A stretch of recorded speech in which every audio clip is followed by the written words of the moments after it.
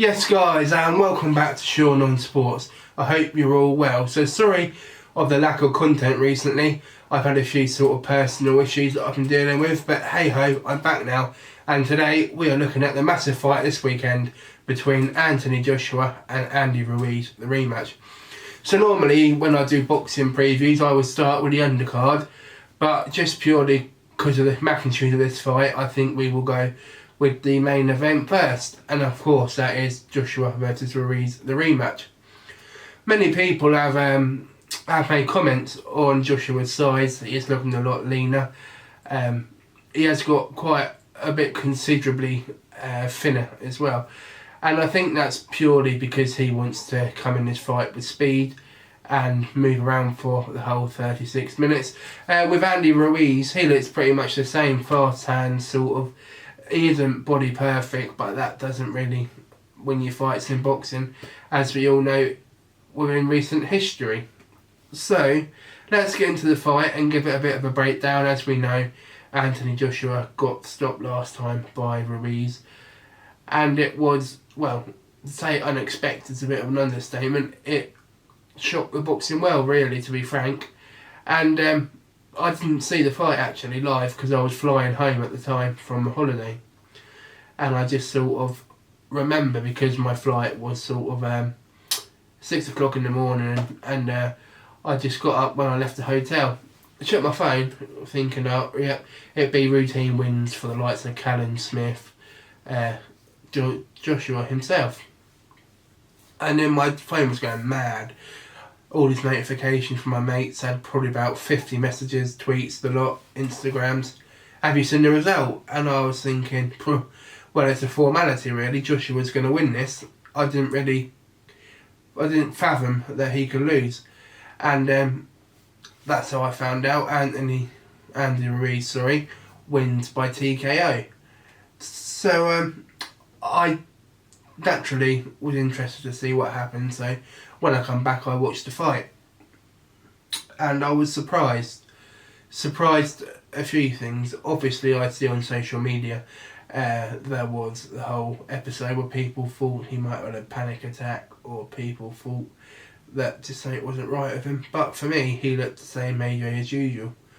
I think it's just a bit of a case that he underestimated him, and the fact that Ruiz come in, what was it, 5.5 weeks or 3.5 weeks notice from Anthony Joshua, because as we know he was face to face Gerald Miller, but obviously he failed his doping tests. So how do I see the fight going this time round? Well, I've been looking at them quite closely. I've been looking at their previous few fights. Obviously Joshua hasn't really fought anyone like Ruiz in terms of hand speed before. He's fought the big heavyweights, big name heavyweights also, the likes of Vladimir Klitschko, Povetkin, even going back as far as Dylan White. And he never looked in serious trouble, to be truth be told.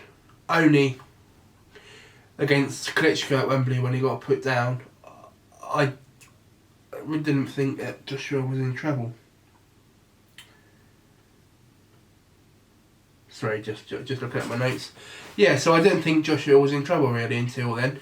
And then when I watched the fight in full, I think it was the third round, was it, where Joshua put Ruiz down, then got put down himself.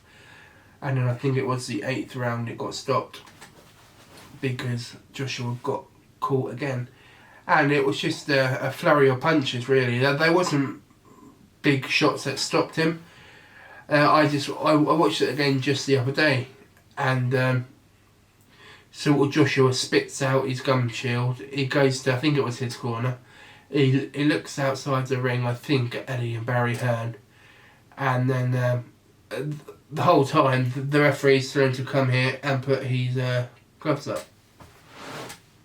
And then he's looking out the ring. He's got a bloody nose at this point, and he turns to the referee, and the referee waves it off, and the fight's over. He looks a bit bemused. I think what Eddie Hearn says about he has concussion, I think that could be true, just simply going by his reaction of the stoppage. He didn't seem that he was in any danger himself. But there you go, you can't take these risks in boxing, as we know. Andy Ruiz, he impressed me. Obviously, I knew about him before the fight anyway. I see the fight with Joseph Parker and a few previous of his fights. I didn't really take into account what a good boxer he is technically. I just thought he was basically a one-trick pony. But he impressed me, and I think he proved a lot of people wrong, including me, and definitely silenced the doubters. I think the key for this fight, as I said in the start, Joshua's the size. He slimmed down, he looks more mobile, more lean, less athletic looking, really, if you can say that for Anthony Joshua. But he does seem to, or the perception he's given away, seems to be his game plan. He's just going to move, and not get in range. Maybe that'll backfire. I think he needs to hit Ruiz hard early, so Ruiz can respect his power. Because yes, although Ruiz got knocked down in the first fight, he didn't really respect Joshua's power after then. So maybe, I know it was a heavy knockdown, and he sort of recovered, well, impressively, very fast.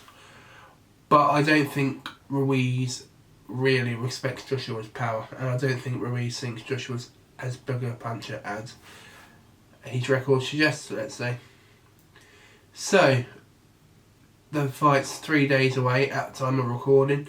Who do I think will win? Well, I think it will be revenge at this time. I think Joshua will win, just purely because the amount of time he's had to prepare for Ruiz this time.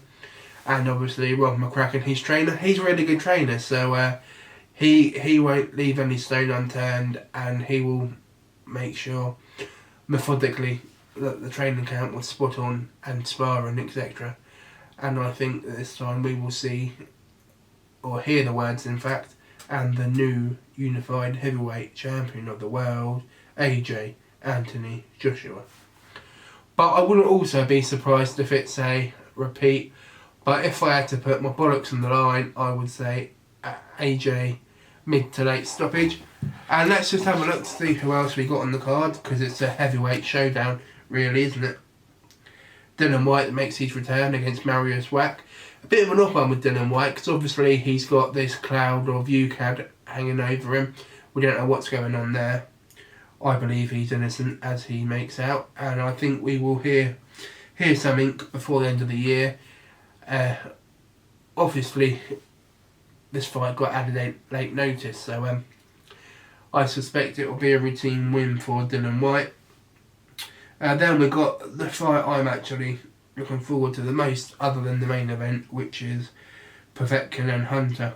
Obviously Povetkin's coming off the win over Shuey Fury. That was a few months ago now, and a lot of people thought that Povetkin would be washed up, done after the defeat to Joshua, but he's had a good few wins, and he impressed me very much against Fury, because I didn't think Fury would win. I knew Fury wouldn't win, in fact, but Povetkin showed his class, his boxing skill, the technicality of the bloke, and he skilled Fury, really. And then Michael Hunter, he's a bit unknown, really. We know he's had good wins over the likes of Bacoli. He's had a few good wins as well since, but he hasn't fought a big, well-seasoned heavyweight yet. So this is sort of the coming out party at heavyweight, in my opinion, for Michael Hunter.